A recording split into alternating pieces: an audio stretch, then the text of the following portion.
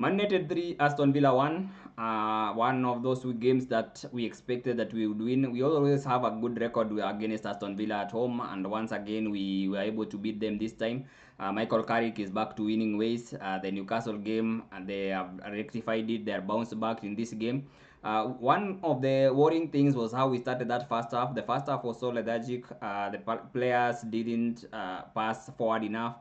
There were very many sideways passes, and the momentum, the intensity is still lacking, which is a worry because the way we are starting games, it's going to be costly eventually, because that's what happened with the Newcastle game. We start so slow, and in a game where we were resting for all those days and Villa had played on Thursday, we should have started at a higher tempo. But the good thing is that in the second half, they were able to change the rhythm and get the 3 points. In terms of the players, how they played, most of the players had a good game. Lamens had a 7 over 10. One of the saves that he made from close range was very good enough that kept us in the game. Shaw had a 7 over 10. He didn't really overlap as much as he should have, but he was able to keep the defensive solidity. He was able to keep track of his runners, and that's all you need. Sometimes in some of these games, you don't even need to exert yourself as much as you'll be able to do your defensive roles. Maguire and Yoro are very good defensively today. The partnership is keeps on working. They are able to marshal the players like Rogers, Watkins very well.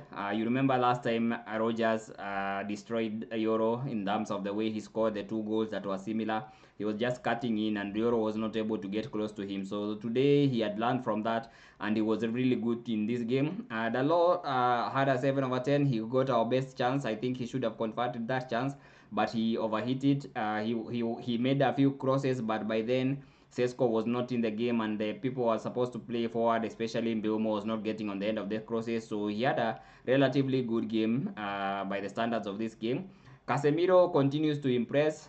The way he gets on the end of those crosses, the headers, he put in a very good header that went in off the post, and he's a player that you can see how much of an impact he makes on this team. At some point, the fans were saying, one more year, Casemiro, stay for one more year. And that is a testament to how good he is, because he was very good in terms of defending the back line, but also contributes with a goal. This is his highest scoring European season career in his career in Europe. This is his the season where he scored the most goals. So he's edging, but he still has that input output that will help teams. Mino was good in the second half, but in the first half he didn't really take initiative of the game. He kept passing sideways and sideways, but in the second half there was incision in his passing, and he had a better game towards the second half. One of the best players in the second half. Bruno, what can you really say about Bruno? He continues to churn in very good numbers. Now he's the player with the most assists in a season for Man United in the Premier League. The previous record was with Beckham before this game. Beckham in the 1999 2000 season had 15 assists. Bruno was on 14 assists, got 2 assists in this game. The first one for Casemiro through the corner, very good floated in corner that Casemiro was just able to glance with the header, and it went in off the post. The second was a sublime through pass to Cunha, who slotted in very well. He also had a very similar through pass to Sesko. Sesko should have scored, could have given him another assist, but it shows how much he creates. Even in the game against Newcastle, he had a 4 or 5 chances that he created that the players didn't take well enough. So by his standards, he was a very good today. He had a 80.5 over 10. Cunha was quiet in the first half. He didn't have an impact that much, but he came alive in the second half, and towards the dying minutes of the game was able to score the winner that was able to guarantee us the 3 points.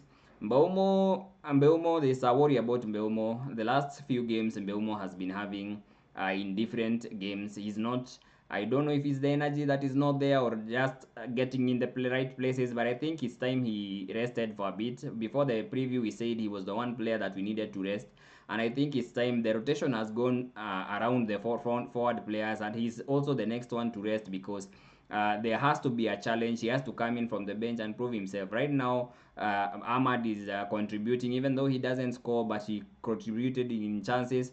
Cunha was able to score 1 goal. Sesko comes in and he has a goal. And I think at some point you have to start rewarding the people who are performing well. And Belmo today was not on his game, so he has a 5 over 10. Ahmad, 6/10, as I said, he had a chance that he could have taken better. He had so much space, but I think he rushed it. He didn't think he had as much space as he had. He made some good passes, defended well, but overall, he was quiet in the forward line. You want him to have more impact in the forward line.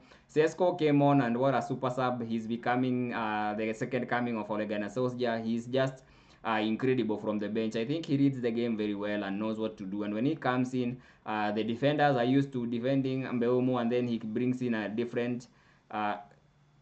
a different completely type of game, because he runs in behind his he can head the ball, and the defenders just can't deal with it. Ugarte came on in the 90th minute, not enough time to make an impact, but just the right amount of time that you want Ugarte to come on for. You don't want him to get 30 minutes because he's not been good enough, but in those dying minutes of the game he can see of the game, and that's what he was able to do.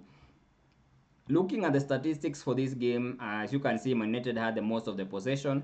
They had the high expected goals. There wasn't much in between them, 1.07 to 1.02. The total shots, we had more of the shots. So he made 16 total shots today. 6 shots of them were on target, compared to 9 shots made by Villa and only 2 on target. So generally, Man United did well enough to win this game, because if you have 6 shots on target, 3 of them go into goal, you create the big chances. The big chances we created the same. The big chances missed, we had 2 big chances missed, but we had also to have that individual quality in terms of finishing, in terms of Casemiro, Cunha.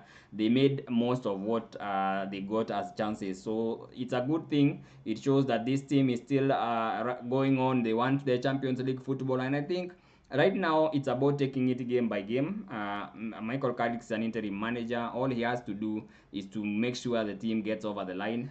There are some worries about how the team is not responding in the first half, because those are 4 different games where the first half is slow, but in the second half he makes the right changes, and you can see the impact of this game. Except for the Newcastle game, where the changes were Malacia, Ugarte, and I think he underestimated Newcastle on 10 men. Every other game, I think he's made impact substitutions that have made an impact on the game. Looking at the table, this is a very good timely win. It was something that was important. We needed to make the win so that we can take advantage of Chelsea losing against Newcastle. We can also have points over Aston Villa. This was a 6-pointer. We were on the same points, so winning this game was important. We go to 54 points, and we just outright take the third position based on the points, and we can be able to build on from here. I think the remaining 8 games, if we take it one game at a time, that is 8 finals, and if we win most of those games, I think should be enough to get the Champions League spot. So if you look at generally the way the game panned out, it showed promise in the second half. You can see the danger that we can play with, the ball in behind for Cunha, the ball in behind for Sesko, the chance that Ahmad got, the chance that Dalot got. So we created very many chances that were enough to win this game, and I think if we keep on doing that, as long as we fix that first half, the way we start games is not good enough. And sometimes some of these teams that you play, especially the low block teams, once they go ahead, they can be a nuisance, because they just sit back and defend their lead for whatever time they will have, knowing that even if they get a draw, it's a good result for them. So we need to start fast and take the game to the opponents from the beginning of the game. So let's see what comes this week. We play the next game on Friday against Bournemouth. We'll be doing a preview of that game. In between, we'll see if there's any major news that will come in. We have not been able to discuss most of the news, but I think I should make a point this week to just bring you the news about transfers and what Man United are linked with, and hopefully we can keep discussing about Man United. So thank you. Good night. See you in the next one.